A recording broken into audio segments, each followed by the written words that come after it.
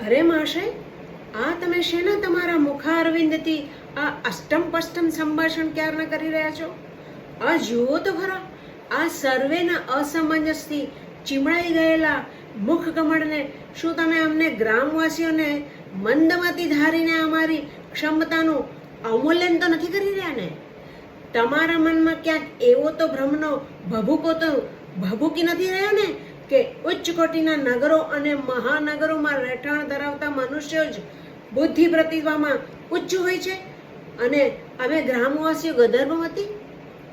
અમારા ગામનું ગાડું ધૂળમાં ચાલ્યું હોય એટલે અમારી વિચાર શક્તિ ધૂળધાણી છે એમ જો તમે વિચારતા હો તો તમારા એ વહેમનો વંટોળિયો વિરુદ્ધ દિશામાં વાળી લેજો, નહીતર હું મારી વાણીને વીંઝણો એવો ચલાવીશ કે તમારા એ મહાનગરની મતિમત પળભરમાં જ ગંજીફાના પાનાની જેમ ક્ષત વિક્ષત થઈને વેર વિખેર થઈ જશે.